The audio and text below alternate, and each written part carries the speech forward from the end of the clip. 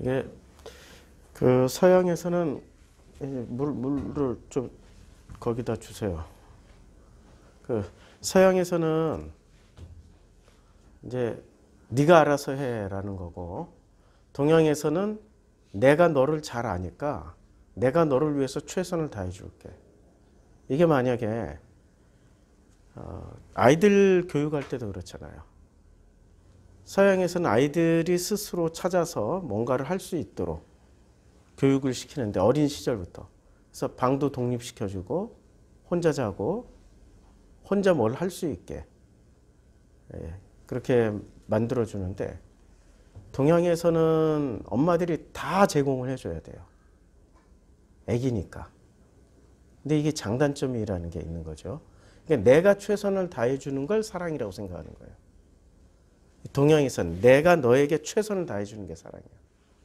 이게 어떻게 나타나냐면, 이 한국 여자들은 누구나 누구나 다 예외 없이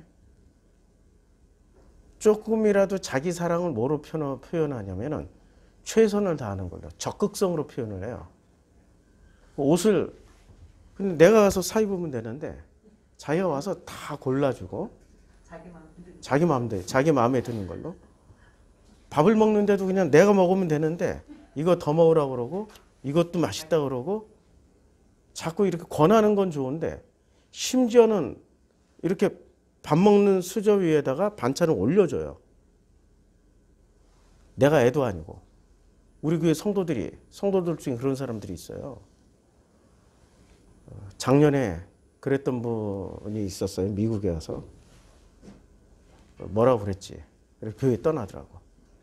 자기의 최선을 안 받아주니까, 자기의 노력을 안 받아주니까 그걸 내가 그 사랑을 거부한다라고 생각하는 거예요.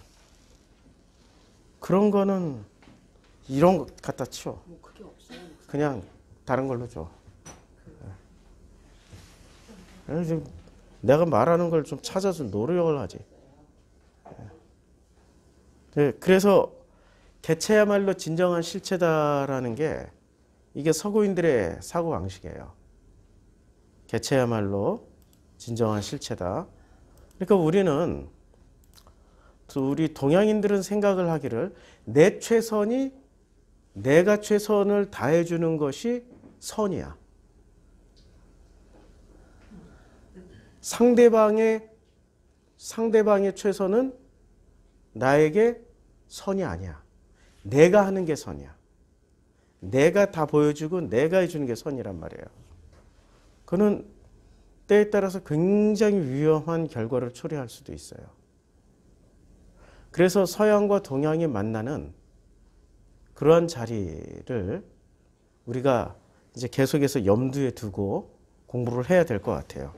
근데 그래서 동양인은 내가 누군지를 알아야 돼. 내가 어떤 존재인지를 알아야 비로소 내가 뭔가를 할 수 있거나 할 수 없거나 내가 선인지 악인지를 알게 되는 거잖아요. 그래야 내가 회개를 하든지 말든지 구원을 받을 수 있는 존재인지 만지, 아니면 구원이 필요로 한지 아닌지를 알 수 있게 되잖아요. 근데 내가 누군지도 모른 채 자기가 배운 대로 자기의 최선을 다하고 있어. 그는 굉장히 위험한 거예요. 나의 최선은 아닐 수도 있다는 거죠. 자, 영화 소개 하나 봐요. 인디에어라는 영화인데요. 넷플릭스에 있어요. 자, 이 영화의 내용은 해고 전문가입니다. 해고 전문가의 어떤 그 삶을 이야기하는 거예요. 여행 가방을 싸고 익숙하게 공항을 들어서는 남자가 있습니다. 보안 검색도 능숙하게 통과하는 이 남자. 뭘 하는 사람일까요? 됐어.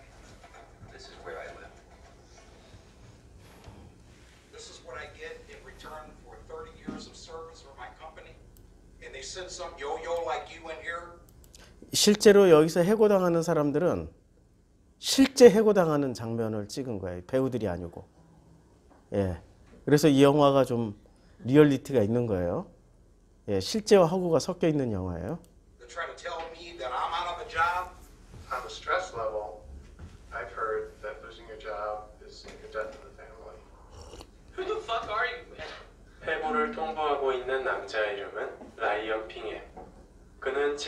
털털거릴거리는 고용주들을 대신해 직원들을 해고하는 해고 전문가입니다. And in some cases for good reason. Because people do crazy shit when they get fired. Did I do something wrong? Anybody who ever built an empire or changed the world set where you are right now. And because they sat there, they were able to do it. How do I get in touch with you?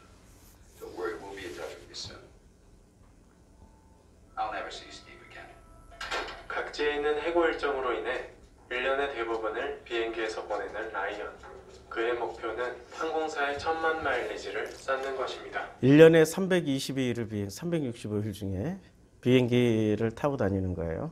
그래서 이 사람의 목적은 1000만 마일을 쌓으면 되는 거예요. 어떤 그 1000만 마일을 쌓으면 굉장히 혜택이 있나 보죠. 예. Hello. Hey Ryan, how you holding up? Every family has the one person who keeps the genealogy in check.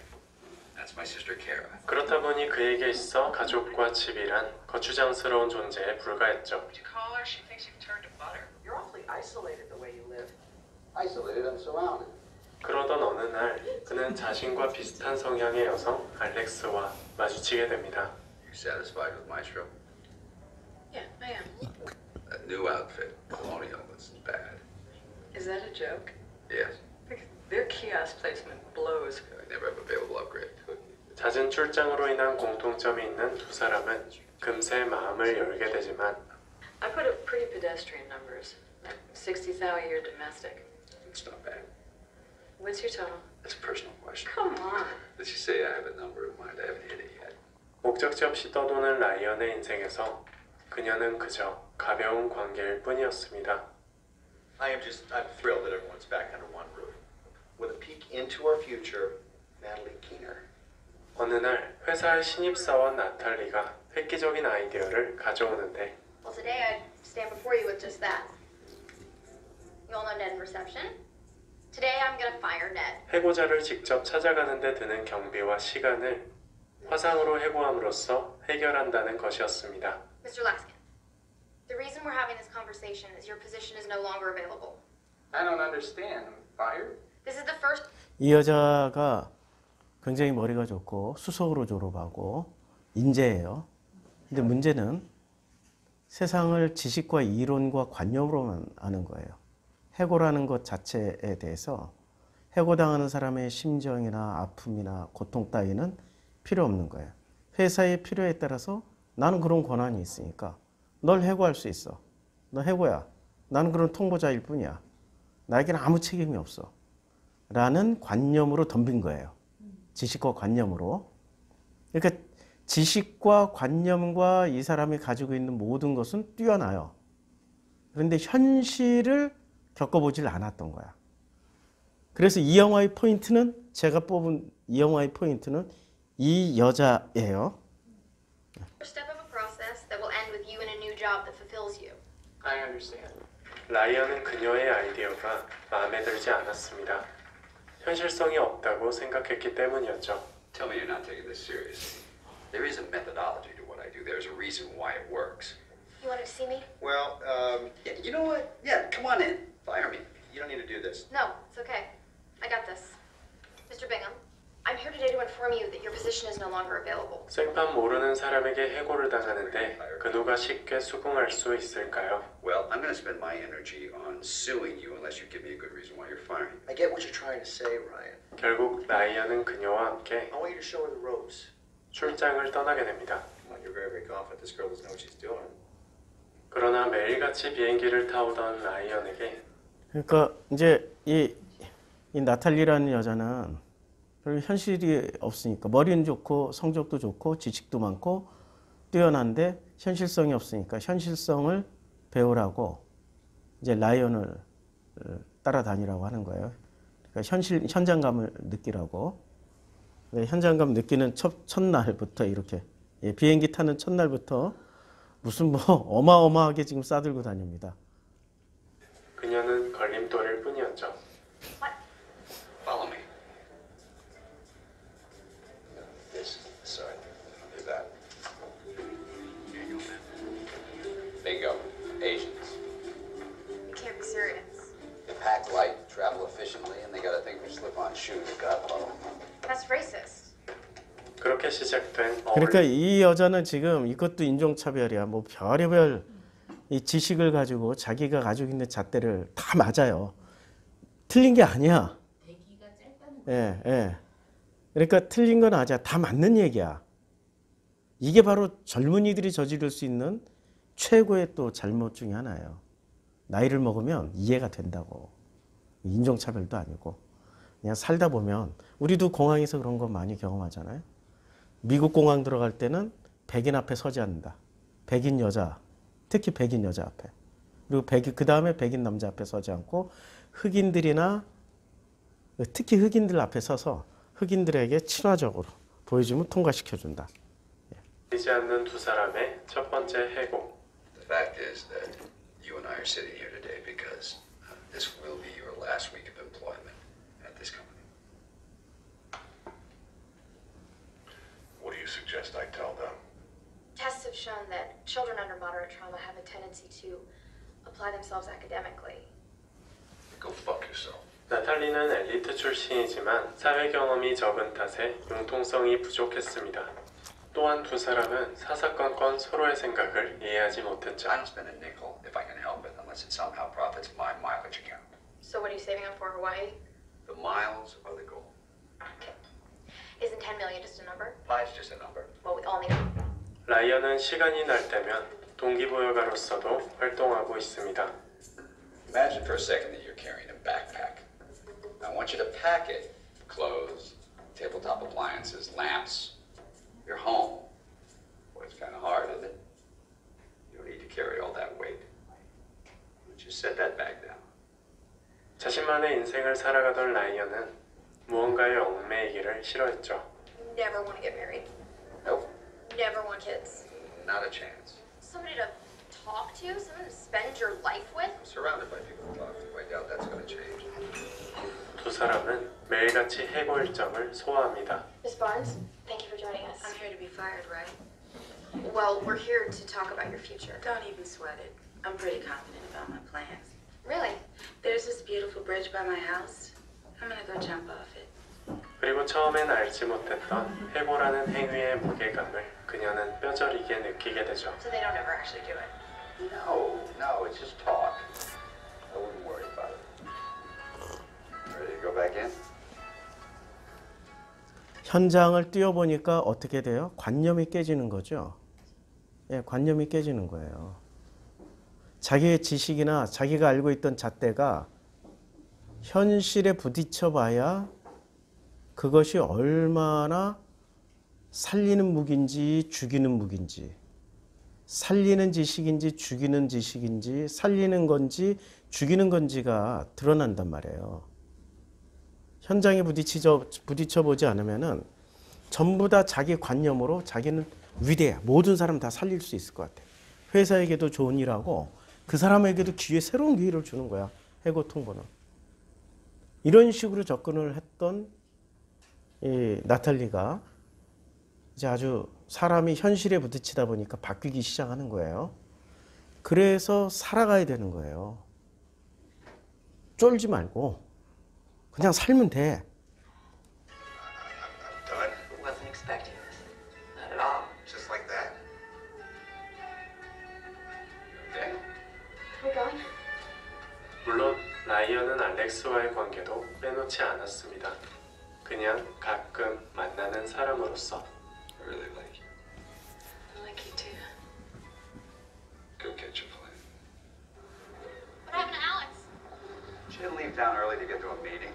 그러나 나탈리는 알렉스에 대한 그의 마음을 이해할 수 없었습니다. How can you not think about that?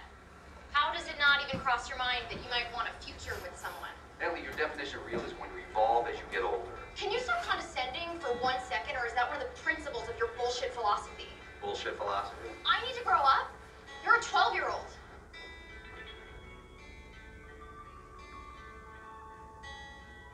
그저 현실만을 바라보며 어느 누구와도 마음을 나눈 적이 없던 라이언. 그는 나탈리의 말을 그리고 또 너무 현실만 살아가다 보니까 마음을 내놓을 수가 없는 거예요. 현실은 그렇게 편안하거나 자기를 수용해 줄 만큼 넉넉한 품이 아니기 때문에. 그러니까 지식과 관념으로 살아가는 나탈리와 너무 현실만을 살아가는 라이언 빙햄의 이제 스토리예요. 곰곰이 생각해 봅니다. 그리고 또다시 초청된 동기부여가로서의 강연. 그동안 삶의 짐과 인간관계를 내려놓으라고 말해왔던 그는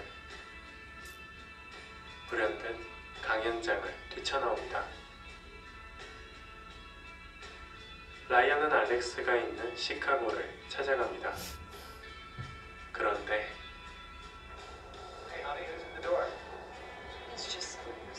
결혼한 알렉스에게는 여자였어요. 사실 가정이 있었습니다.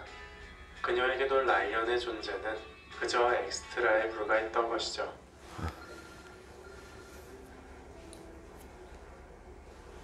I thought we signed up for the same thing. You are in escape. 그렇게 돌아가는 비행기 속에서 Ladies and gentlemen, we have a special announcement to make. 아이러니한 일이 일어납니다. 10 million miles! 이 순간만을 기다려왔지만 지금은 아무런 감정도 Seventh card we've made. 느껴지지 않았습니다. We really appreciate your loyalty. Where are you from? From here. 회사로 돌아온 라이언은 이어서 충격적인 소식을 듣습니다. I'll call you back. Do you remember Karen Barnes? 얼마 전 나탈리가 해고했던 사람이 스스로 목숨을 끊었다는 다리 것이죠. 위에서 뛰어내리겠다는 여자. 예. Natalie quit. 그녀는 나탈리 때. 충격에 회사를 그만두었고 I need you back in the air. 화상해고 시스템 또한 무산됩니다. We are going to get our workforces back in the air doing what they do best, okay? 그리고 나탈리는 다른 회사의 면접을 보게 됩니다. So, what happened? How exactly do you mean? This guy says I'd be lucky to have you. To whom it may concern. My advice, take her and don't look back. She'll be the best decision you've made in a long time. Sure hope he's right. It would have been a lot tougher if I would have had to make it on my own. My kids are my purpose. My family. Tonight, most people will be welcomed home by jumping dogs and squealing kids. Their spouses will ask about their day. Tonight they'll sleep. 라이언은 오늘 또 해고를 하기 위해 비행기에 오릅니다. 인디에어는 자신의 삶을 돌아보게 만드는 영화입니다. 주인공인 라이언은 한 곳에 정착해 어울리기보단 자유롭게 떠도는 삶을 선호하는 인물이죠. 그러나 그의 앞에 나타난 신입사원 나탈리. 그녀는 감정에 충실한 인물로서 라이언의 오랜 관념을 허물어 놓습니다.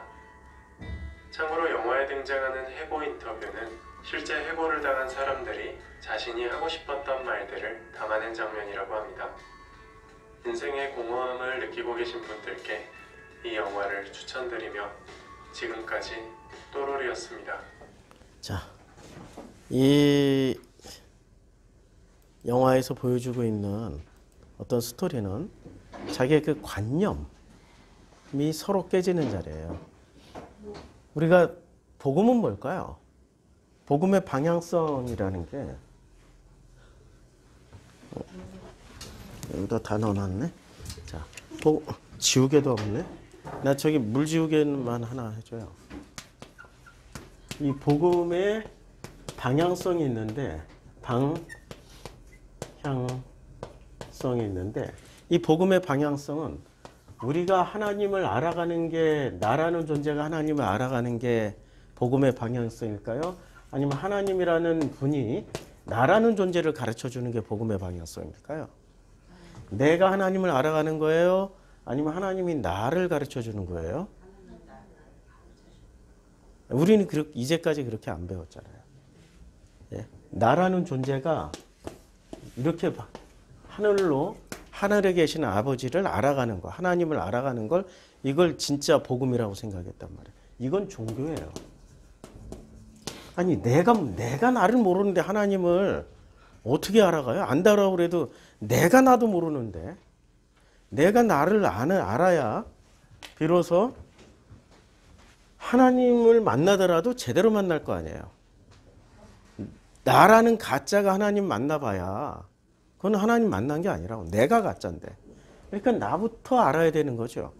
그래서 예수가 어떻게 했어요? 하나님이 아들이신 예수가 돼서 나에게 오셨잖아요. 그게 신약 성경이잖아요. 그렇죠? 이제까지의 모든 종교의 패턴을 깨뜨려 버린 거라고요. 예수가 우리에게 오셨다라는 것. 말씀이 육신이 되어 우리 가운데 거하셨다라는 건 굉장한 패턴을 지금 깨뜨려 버린 거예요. 그래서 이게 복음이에요. 이거는 종교일 뿐이고 이게 바로 복음의 방향성이란 말이에요. 복음의 방향성. 그럼 나를 얼마나 알고 계시는 건가요? 제가 제일 불편하고 힘든 게 아직까지도 적응이 안 되는 게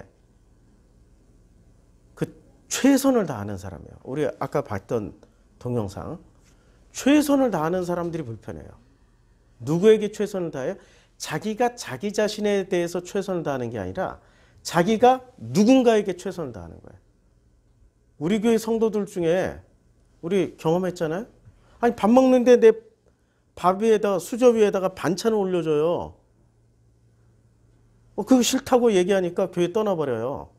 내 사랑을 안 받아주는구나. 그걸 본인의 사랑이라고 생각하는 거야. 그걸 자기의 최선을 거절했다고 생각하는 거야. 그것만큼 위험한 건 없어요. 나는 싫다니까. 반찬이 싫은 게 아니라 그 열심이 잘못됐다라는 거예요. 내가 애기도 아니고, 아니 애기도 싫어요. 솔직히 말해서. 내가 애기도 아니고 다 큰 성인의 이미 50대 중반의 남자인데 그건 굉장히 불편한 일이에요. 그렇게 하면 안 되는 거죠. 그런데 동양인들은 그걸 최선이라고 생각을 해요. 그래서 우리가 아까 봤던 그 개차야말로 진정한 실제. 이건 동양인들이 주는 그 음식의 형태예요. 일일이 쪼개서 먹기 편안하게. 이걸 배려라고 하는 거예요. 그래서 동양에서는 젓가락이 발달하는 거죠. 근데 서양에서는 이렇게 안 하고 고기를 통째로 줘요. 네가 알아서 썰어 먹어. 네가 알아서 썰어 먹으라고. 이거는 서양인의 사고 구조예요. 그러니까 동양에서는 네가 알아서 동양에서는 동양 엄마들이 할 수 있는 행동이 이렇게 되면 제한이 돼요. 자기가 썰어 먹고 자기가 찍어 먹으니까. 동양에서는 어떻게 해요? 이걸 떠 넣어줘. 밥그릇에 계속. 젓가락으로 떠 넣어줘. 그걸 자기의 최선이라고 생각하고 자기의 최선이 사랑이라고 생각해요. 나의 최선이 이게 사랑일까요? 아니에요. 나의 최선이 누군가에게는 고문일 수 있어요. 고통일 수 있어요. 싫은데 어거지로 먹이려면 그게 얼마나 큰 고통이에요. 제가 알고 있는 친구 목사는 아버지가 군인이에요. 근데 이놈은 좀 특이해, 식성이. 왜냐면 이 혓바닥에 장금이 같아. 내가 못 느끼는 맛을 이놈은 다 느껴요. 이 친구는 고기에서도 냄새를 다 맡아요.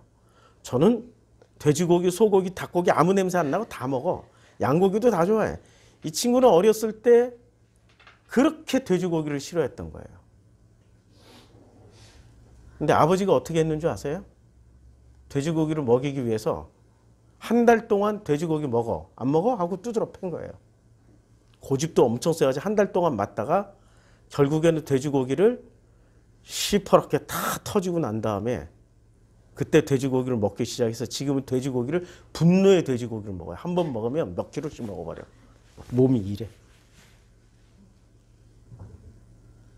그 아버지는 사랑이라고 생각했죠. 아들에게는 고문당한 거였어요. 나의 최선이 사랑이 아니에요. 나의 최선이 고문이 될 수 있다고요. 고문. 누군가에게는 끔찍한 일이 될 수 있다고요. 그래서 개체야말로 진정한 실체다.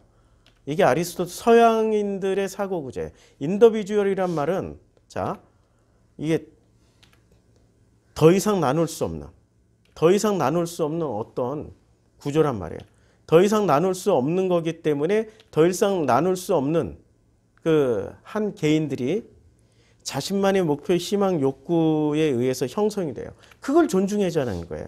이게 서양인들의 사고 구조고요. 동양인들은 좀 달라요. 자, 이걸 한번 볼까요? 프로이드는요, 그의 심리학을 통해서 어린 시절 불행했던 사람이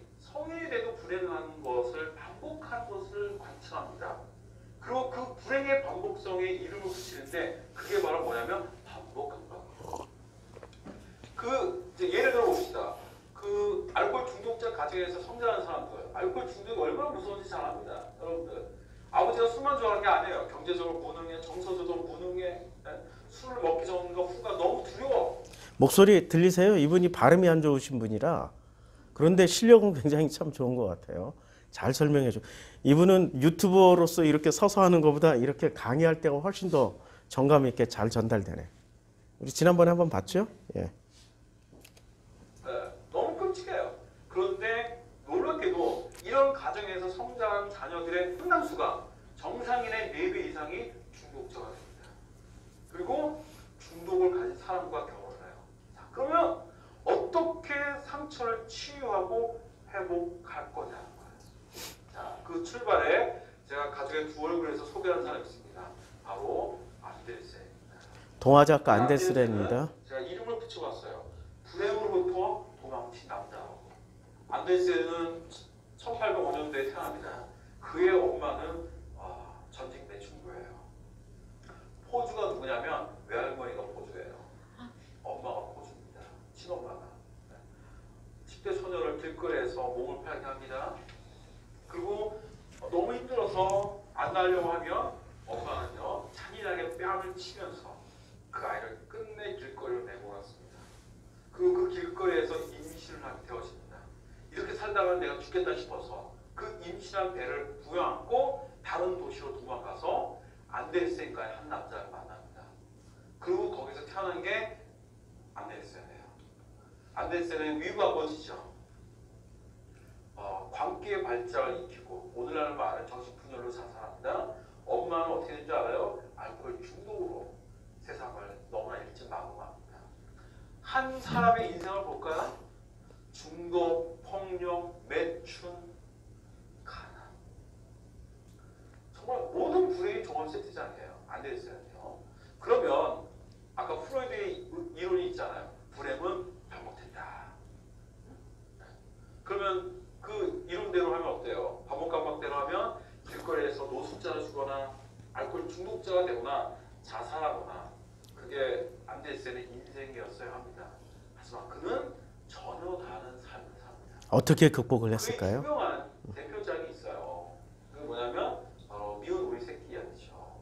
그의 어린 시절은 미운 오리였고 사랑받지 못하고 외로웠습니다. 그리고 또 그런 인생으로 마감해야 되는데 그는 백조가 됩니다.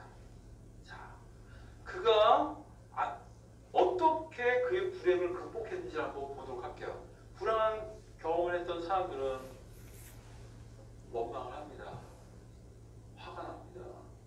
근데 그들의 분노와 원망에 이유가 있어요. 타당해요. 너무 힘들었잖아.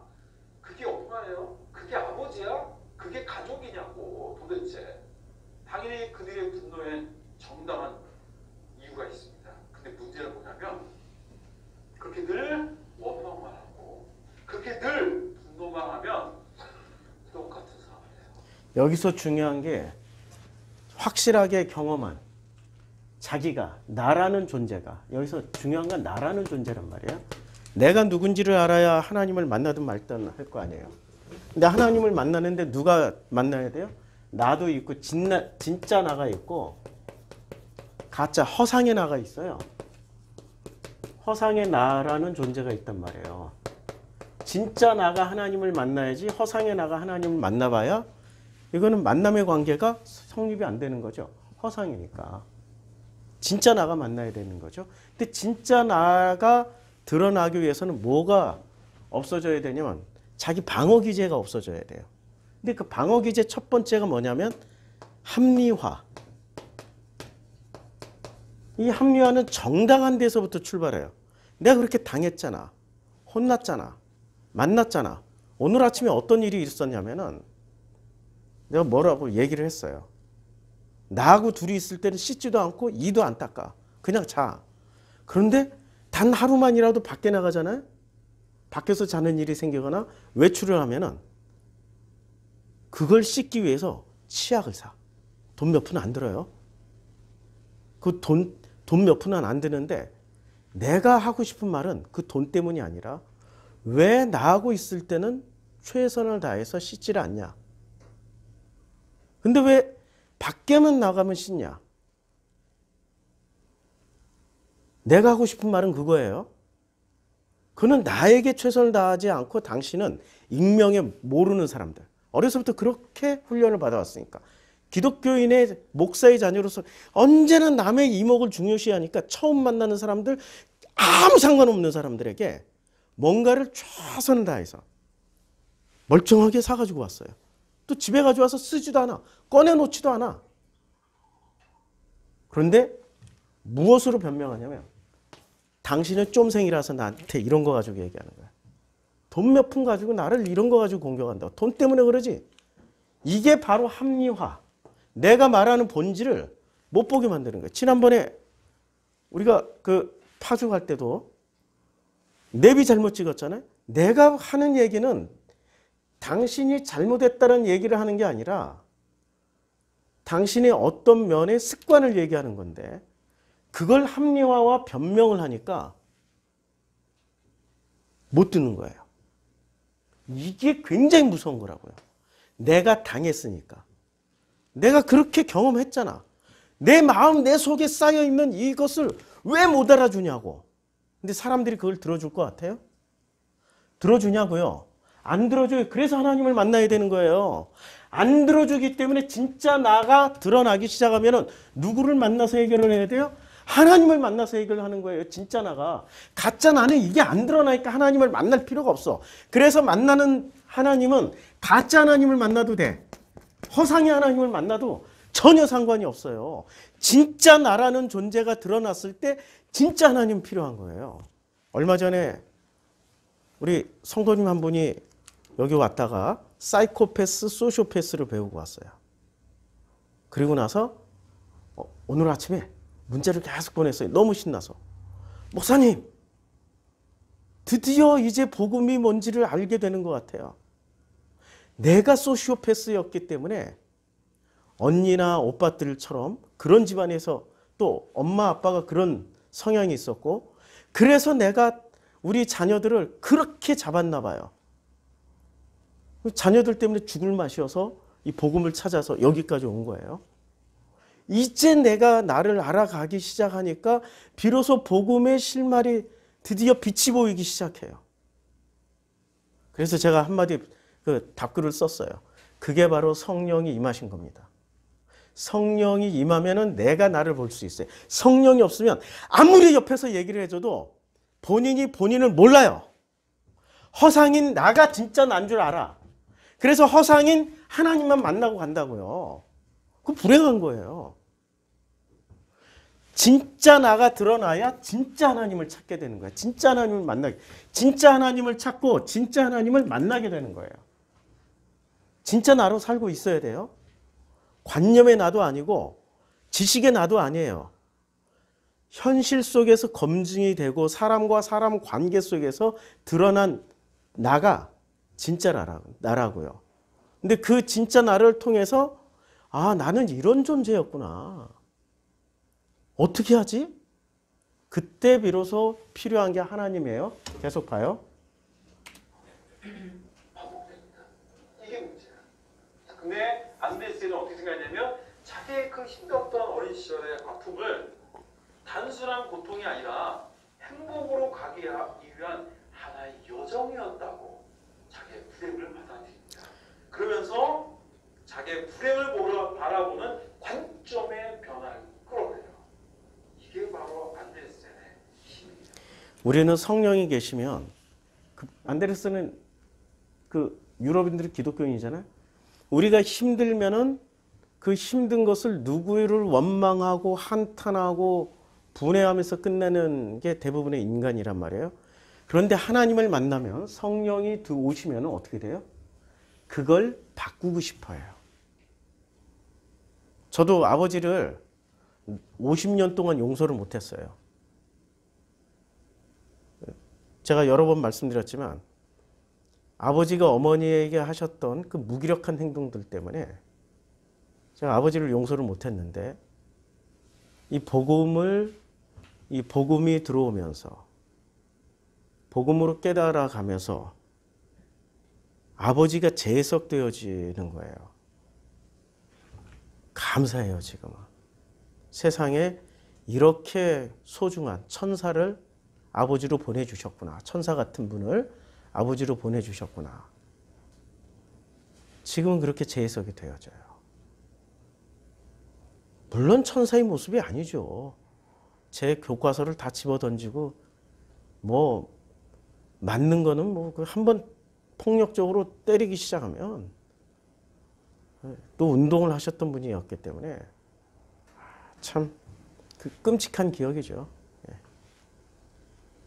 어렸을 때 운다고 세상에 4살, 5살짜리 우는 애를 듣기 싫다고 그때 솜잎을 옛날에 60년대 솜잎을 확 눌렀어요. 저는 그 폐쇄공포증이 있어요. 그래서 어디 좁은 공간에도 숨을 못 쉬어요. 그런 공포의 시간을 느끼게 했던 아버지가 이제는 용서가 됐고 제가 또 아버지에게 용서를 빌었고 돌아가셨지만 마음에서 다 풀리게 되더라고요. 제가 하나님을 만난 거예요. 진짜 나가. 그런 게 드러나니까 진짜 나가 나오더라고요. 자, 계속. 여러분, 결국 오늘날 우리가 과거의 상처에서 그리고 가족에서 받았던 상처로부터 벗어나는 방법이 있습니다. 있는 거, 용서하는 거 느끼지 마세요. 어설프게 용서 안 됩니다. 네. 바로 그 상처를 바라보는 관점의 변화가 필요합니다. 안 되세요? 관점의 변화가 바로 재해석입니다. 관점의 변화가 재해석이고 그리고 그 재해석을 하게 될 때 비로소 진심으로 용서가 되고 건너가기 시작합니다. 네. 또 하나 더요. 되게 설렘을 갖고 첫 수업을 들어왔던 그날을 잊을 수가 없어요. 긴장한테 이제 강의실로 올라가는데 한 계단에서 한 학생이 저를 알아볼 거야. 이번에 새로 오신 교수님이죠? 아, 예. 교수님, 제가 커피 한 잔 대접할게요 하면서 저를 이 자판기로 데려간 거예요. 그리고 100원짜리 커피를 뽑아서 주려고 하더라고요. 근데 전 되게 지금 긴장이 돼 있고 사실 커피를 마실 분위기가 아니에요. 더군다나 엘리베이터도 없는 건물이었기 때문에 이걸 들고 막 조심스럽게 계단을 갈 거를 생각하니 제가 좀 불편했습니다. 그래서 제가 그 학생에게 고맙지만 나중에 사달라고 하면서 이제 사주기 바란다고 거절하고 수업에 올라갔습니다. 수업을 하려고 하는데 좀 전에 막 웃으면서 다가왔던 그 학생이 이제 인사를 딱 쓰고 제 수업에 들어와요. 느낌이 오더라고요.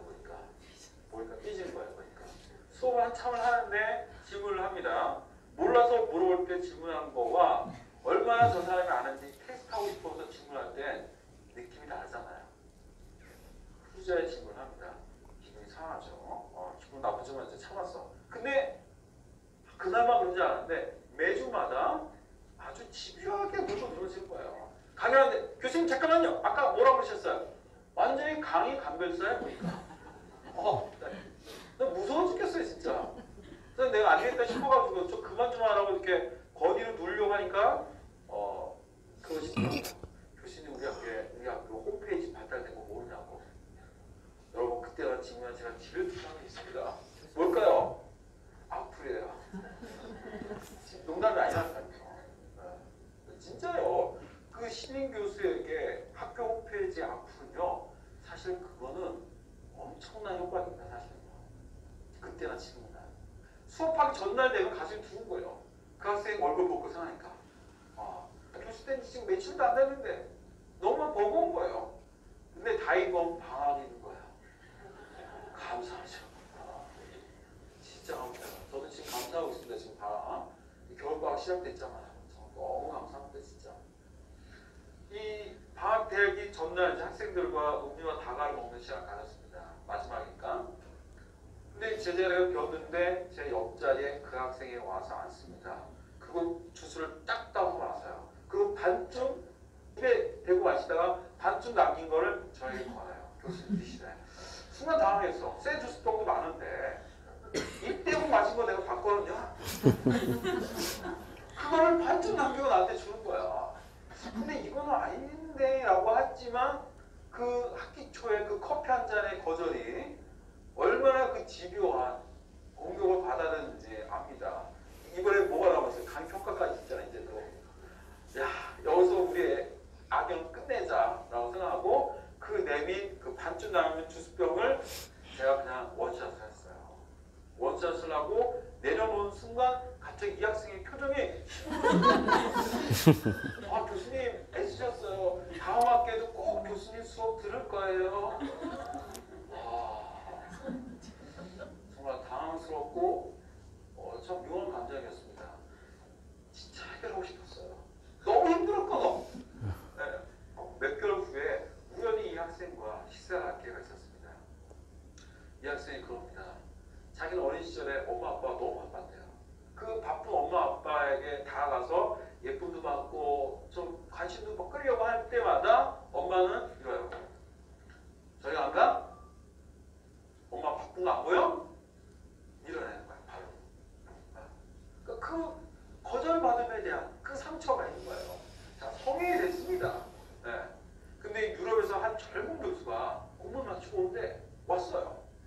그 젊은 교수와 커피 한 잔 사주면서 얼굴 투고 친해지고 싶었던 거예요. 사실 나는. 그런데 그 젊은 교수가 쌀쌀한테 거절해요. 그 거절당한 순간 어떻게 됐을까요? 지난 날 부모에게 거절받았던 그 상처가 덧난 거예요. 그리고 그 덧나자마자 여기 있는 최환 교수가 준 상처가 10%라면 나머지 90%의 상처가 건드려진 거 아니에요. 그래서 바로 저에게 15주 동안 돌려줬어요. 야, 무섭습니다. 오늘날 심리학은 이거를 전이 감정이라고 합니다. 여러분, 상처가 많은 사람들의 특징이 있습니다. 높은 전이의 경향성이에요. 누군가가 나의 과거의 상처를 건드렸을 때 우리는 그를 용서할 수 없습니다. 아마 여러분들이 인생을 살면서 경험했던 도저히 용서할 수 없는 일을 했던 사람들, 친구들, 그가 준 상처가 다가 아니에요. 그가 나의 과거의 상처를 건드린 거예요. 이걸 전이 감정이라고 그러죠. 지금 아주 중요한 단어가 나왔는데요. 전이 감정. 여기다 쓸까요? 으이쿠. 전의 감정. 그러니까 과거에 어떤 상처가 엄청나게 깊이 쌓여 있는 거예요. 이걸 누군가가 이 상처를 조금이라도 건드리게만 하면 어떻게 돼요? 10%의 상처 플러스 90%의 상처가 더해져서 100%가 되는 거예요. 내 속에 어떠한 상처가 있는지를 알아야 되는 거죠. 왜 자꾸 이게 반복이 되면은 찾아야 되는데 본인이 기억에서 너무 힘드니까 지옥을 다 지운 사람들이 있어요. 제가 다 지운 사람하고 살고 있기 때문에 엄청나게 추적하고 찾아줘야 돼, 제가. 그거의 사랑이라고. 그걸 찾아줘서 직면하게 만들어주는 게 그게 사랑이라고. 얼마나 힘들었으면 다 지웠을까, 어린 시절의 기억을. 그런데 그걸 사랑으로 생각을 안 한다고 해요, 상처가 있는 사람들은. 무조건 품어줘. 무조건 해줘. 무조건 품어줘. 무조건 해주면은 그게 뭐가 되냐면 그게 패스가 되는 거예요. 패스들은 끝까지 자기 것을 관철시켜야 저 사람이 나를 인정하나 본데? 사랑한다도 아니고. 패스들의 특징이란 말이에요. 그래서 패스가 되는 거예요. 자기 걸 모르면 패스가 돼요. 우리는 무슨 상처를 가지고 있는지 그걸 언제 알게 될까요? 성령이 오시면 알게 돼요. 성령이 오시면 알아요. 그걸 지식으로는 알 수 없어요. 그것을 열심히 공부했다고 아는 게 아니에요. 공부하고 책 읽고 강의 듣고 쫓아다니고 그런 세미나 다 쫓아다닌다고 해서 그거 알게 되는 거 아닙니다. 그거는 죽었다 깨나도 알 수가 없어요. 성령이 오셔야 알아요. 성령이 오시면 아, 내가 이런 사람이었구나. 이런 상처를 가지고 있었구나. 이래서 이게 내 모습이었구나 라고 깨달아가면서 인정하기 시작하는 거예요. 성령이 안 오시면 그 사람은 거듭나질 못해요. 그냥 그대로 죽어요. 절대로 인정을 할 수 없다고요. 자, 여기에 상처가 있어. 근데 누군가가 여기 탁 친. 전이 감정에 이게 사실 여기 상처 있는 건 나밖에 몰라요. 아니, 나도 기억이 안 났을 거예요. 근데 바로 여기를 만든 순간 어떻게 되냐면 소리가 나는 거야. 그래서 악소리 내는 게 중요한 거예요. 그래서 순간 상대방을 어때요? 우리 대인관계 법칙 있잖아. 반드시 돌려준다.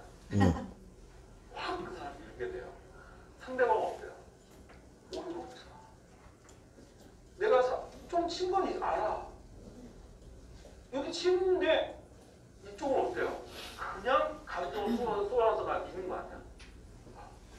자, 이 둘은 어떻게 될까요? 화해할 수 없는 갈등을 들어가게 됩니다.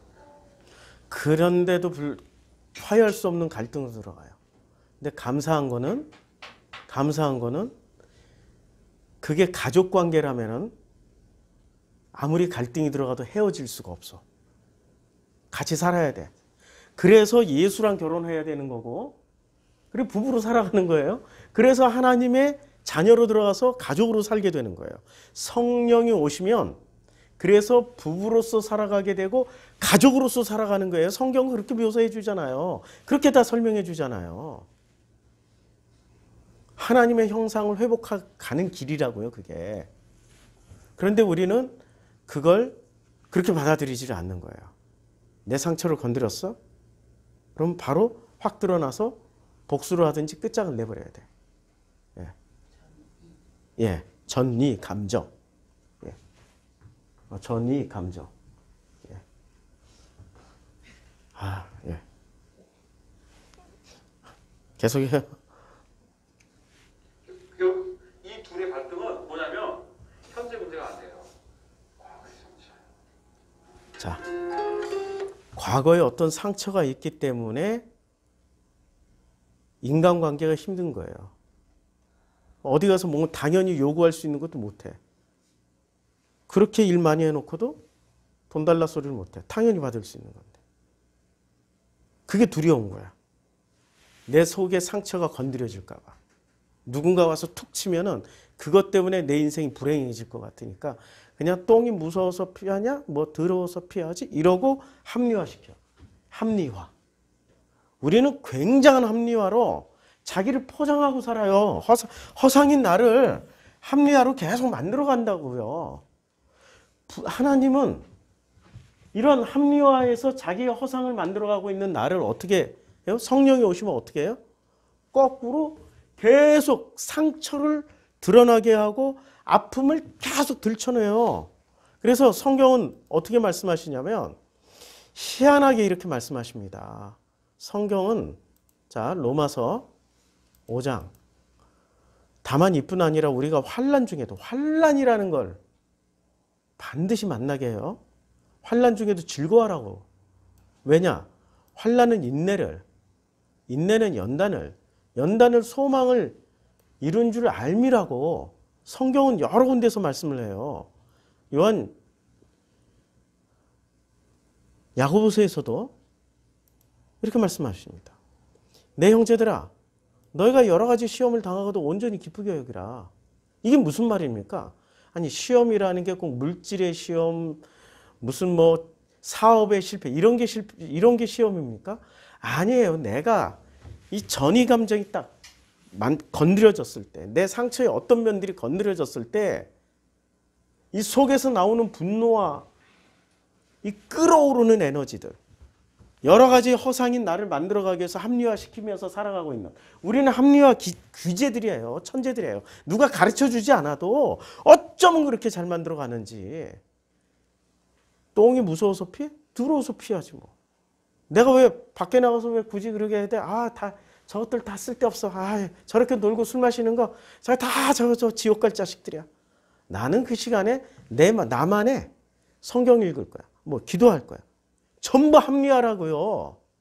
그 나이 땐 가서 놀아야 돼. 그 나이 땐 같이 어울려야 된다고. 나만의 합리화로 골방에 처박혀 있다고. 그게 다 나라는 허상을 만족시키면서 나라는 허상을 유지하기 위한 하나의 방어 기제라고요.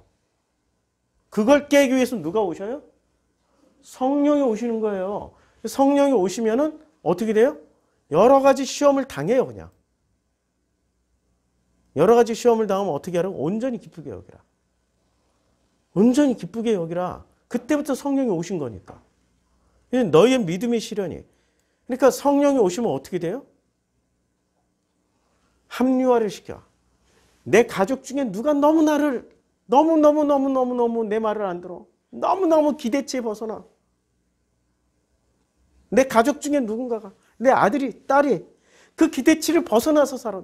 걔 때문에 죽겠어. 걔만 잘 되면은, 걔만 제대로 잘 살면은 내 인생이 너무 편할 것 같아. 막 꽃이 피어날 것 같아. 그런데 왜 걔가 그렇게 사냐고. 그리고 내 마음에는 왜 그것 때문에 괴로워하냐고. 그게 바로 전이 감정이에요. 이걸 누구로 합리화시켜요? 나는 최선을 다했는데 쟤가 문제야. 그래서 그걸 바꾸려고 자기 모든 에너지를 다 써요. 이렇게 바꾸려고 그러는 거죠.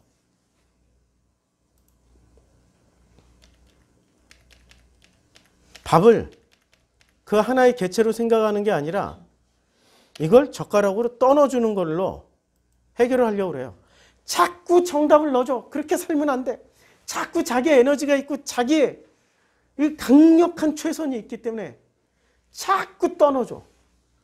네가 해결하라고 이렇게 통째로 주지 않고 이걸 젓가락으로 딱 갖다 놓고 내가 먹여주고 있어. 네가 먹으라고 하지도 않고. 그게 부모된 도리를 다 하는 거라고 생각해. 아니거든. 죽이는 일이거든요. 자, 너희 믿음의 시련이 인내를 만들어내는 줄 너희가 알미라. 인내를 만들어내야 돼요. 인내를 온전히 이루라. 이는 너희로 온전하고 구비하여 조금도 부족함 없게 하려 합니다. 성령이 오시는 목적은 진짜 나를 알아가서 부족함 없게 되는 거예요. 부족함이 없는 나가 그 하나님과 동행하는 나가 되는 거죠. 그렇죠? 자, 마지막으로 동영상 하나 더 볼까요? 이게 지금 이걸 설명하고 있는 사람은 우버 아시죠? 우버. 우버에서 어떤 프로그램을 만들어서 우버를 돌리고 있는 엔지니어예요. 그러니까 지금 4차 산업에 종사하고 있는 엔지니어예요. 한국인이에요. 이 사람이 지금 유튜버로서 이런 걸 머신러닝, 딥러닝을 설명하는 지금 과정에 있는데 이게 7분짜리라 처음부터 안 보고 중간만 볼게요. 보통 인공지능이다, 머신러닝, 딥러닝이다라고 하면은 기계가 말을 하고 챗봇이 사람 말을 알아듣고 사진을 봤는데 사진을 고양이 모델을 딱 잡아내고 새로운 고양이 모델을 만들어내는 약간 이런 식이잖아요. 그쪽이 이제 굉장히 핫하고 지금 이렇게 뜨고 있는 거는 맞는데 저는 아무래도 이렇게 실제로 현업에서 이렇게 사용되는 그런 사례들을 좀 더 많이 듣다 보니까 사례들을 약간 한두 마디의 키워드로 정리를 한다고 하면은 얼마나 이제 효율성을 높일 수 있느냐랑 얼마나 이제 최적화를 할 수 있느냐 이런 거라고 생각하거든요. 사람이 많이 들어가가지고 해야 했던 이제 펀딩 기사 찾아내는 일을 기계를 이용해가지고 더 쉽게 저렴하게 할 수 있느냐. 우버에다 예를 들어 노출을 했을 때 샘플이 안 날 거를 이렇게 찾아줌으로써 얼마나 최적화를 할 수 있느냐. 그런 식의 최적화 문제라든지 시선 문제라든지 효율성을 하는데 그러니까 효율성을 위해서 끊임없이 프로그램을 만드는 사람이에요. 최적화 효율을 위해서. 굉장히 많은 데서 사용이 되는 제가 느끼기에는 약간 머신러닝이라는 키워드를 이 머신러닝이 이거 뛰는 기계 아니에요. 프로그램 이름이에요.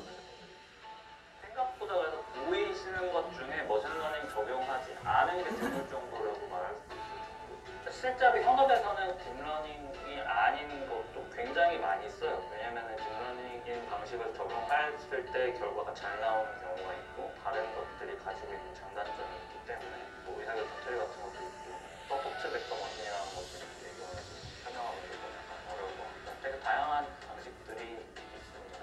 저도 사실 이제 두려워하고 있는 부분인데 언젠가 갑자기 그냥 인공지능이 스카이넷 그 터미널 때 나오는 애처럼 인간을 막 배신하면 어떡하지, 인간을 지배하면 어떻게 해야 되나 이런 걱정을 되게 많이들 하고 저도 막 하거든요 사실. 근데 지금 단계에서는 그게 약간 저는 되게 굉장히 큰 오해라고 생각을 하는 게, 실제로 이렇게 막 산업에서 막 인공지능 관련된 걸 하다 보면은 그냥 진짜 말 그대로 그냥 약간 인공지능 모델은 굉장히 복잡하게 짜여진 수학 공식이에요. 이제 그런 거를 점점 더 복잡하게 만들고 점점 더 많이 끼워 맞추고 하니까 이제 점점 더 인간에 가까워지게 되는 느낌인 것 같은데, 그렇다고 해서 그게 어느 날 갑자기 막 자기의 의식이라는 걸 가지게 되지, 자기 스스로 판단을 하게 되거나, 아직은 굉장히 그런 거 걱정하기에는 시기상조가 아닐까. 이게 사실은 철학적으로 그 의식이란 게 어떻게 생겼냐는 문제에 해당하는 거거든요. 사람 뇌라는 것을 잘 뜯어보면 입력이 들어가면 출력이 나오게만 되어 있는 건데, 나중에 막 의식이라는 게 영혼이 어디에 있는 거지, 그건 어떻게 생긴 거지, 그런 것 같은데. 자, 여기서 보면 사람의 뇌도 마찬가지로 인식이라는 게 있으면 뭐가 있어요? 출력이라는 게 있는 거죠. 예, 이게 입력이 들어가면은 출력이 나오는 게 사람의 뇌도 마찬가지고요. 근데 입력이 들어갔는데 출력이 정직하게 나오는 게 좋을까요? 입력이 들어갔는데 출력이 다른 걸로 나오는 게 좋을까요? 정직하게 나와야 되잖아요. 근데 입력이 들어갔는데 문제는 지금 입력이 들어갔는데 출력이 정직하게 안 나온다라는 게 문제예요. 자, 분명히 이게 인간의 어떤 그 뇌란 말이에요. 뇌에 어떤 입력이 들어갔어요. 입력이 들어갔는데 이 입력에서 출력의 이게 반응이 제대로 안 나오는 거예요. 자, 입력은 나 너 미워해 했는데 거꾸로 출력이 어떻게 돼요? 난 저건 사랑한다는 말이구나. 이렇게 출력이 나오고, 나 너 싫어했는데 고마워가 나오고, 나 너 사랑했는데 나 너 싫어로 나와. 그럼 입력과 출력이 굉장히 다른 거죠. 그러면 컴퓨터로 치면은 이 CPU가 지금 뭐가 된 거예요? 오류가 난 거예요. 버그가 난 거예요. 버그. 이게 지금 오류가 난 거예요. 오류를 잡아야 되는 거죠. 오류를 잡아야 이 컴퓨터는 제대로 쓸 수 있는 거 아니에요. 맞죠? 오류를 누가 잡아내냐고.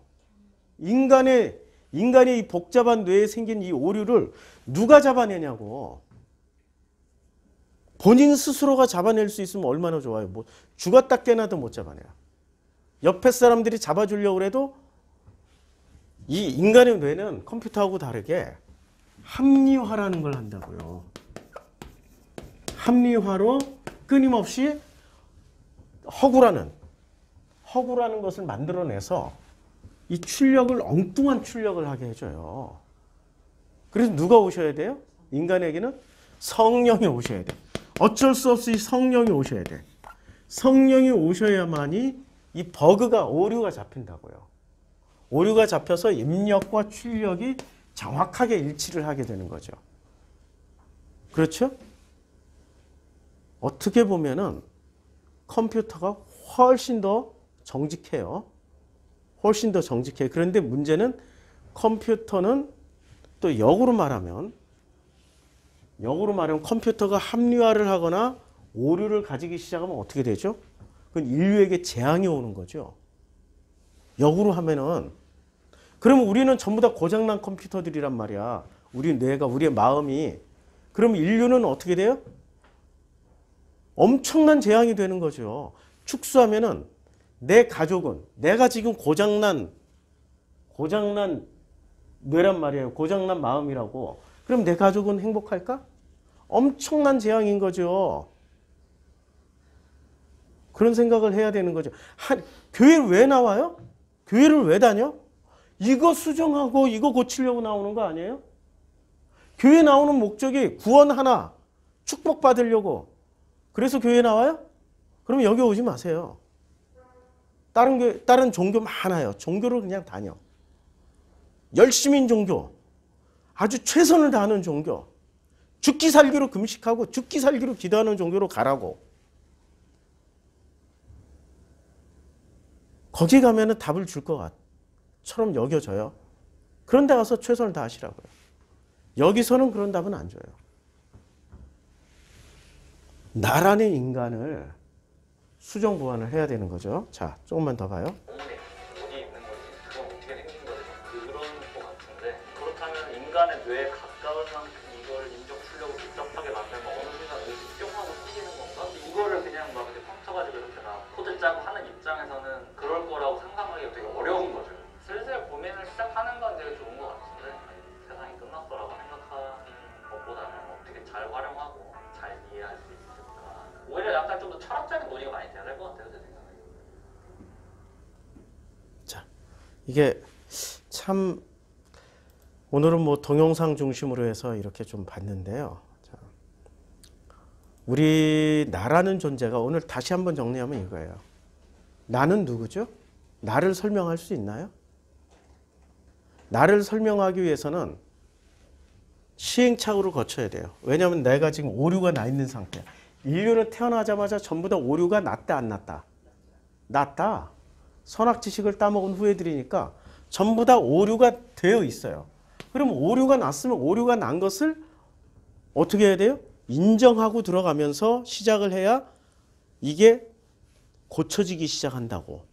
오류를 인정하지 않고 합리화를 하면은 죽었다 깨나도 그 사람은 하나님을 못 만나고 와요.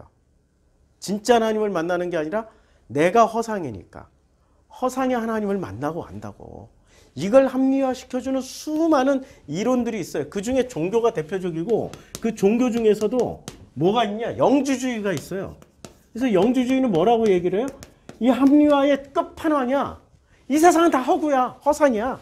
왜냐면 지가 허상이니까. 아니 자기 자체가 허상이잖아.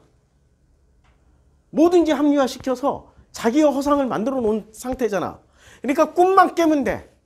딱 허상이니까 이 허상이 딱 끝나고 우리가 죽는 순간 영적인 실체이신 하나님을 만나게 돼. 그러면 우리는 거듭난 거야. 구원이야. 이게 영주주의, 이게 끝판왕. 근데 이 끝판왕을 누가 다 써먹고 있어요 지금? 종교가 다 써먹고 있잖아요. 기독교의 구원관이 이거잖아요. 영주주의잖아. 그치요? 꿈을 깨시라고요 지금. 이게 영주주의의 꿈을 깨라고. 허상을 깨시라고. 진짜 허상을 깨고. 현실이란 걸 주신 거는 하나님이 이 현실이 가짜 가고 가상의 현실이라면 하나님이 인간이 돼서 예수로 오실 필요가 없다고요. 여기를 현실로 주셨기 때문에 이 현실 속에서 우리가 깨달아야 된다. 어떻게 해야 돼요? 나라는 인간은 태어나는 순간부터 이미 오류가 나 있어. 내 부모님들도 오류가 나 있었고 내 조상들도 다 오류가 나 있어. 나라는 인간의 오류를 정확하게 인식하고 아멘하고 인정할 수 있는 상태가 될 때 우리는 그때 비로소 이게 바로 성령 충만이다. 그때부터 하나님과 나와의 관계가 시작되고 하나님은 일평생 아니 영원히 나라는 존재를 책임지시면서 동행하신다. 이게 복음입니다. 이제 1부 여기서 마치고 2부 신명기 공부하기 전까지 좀 쉬었다 하겠습니다.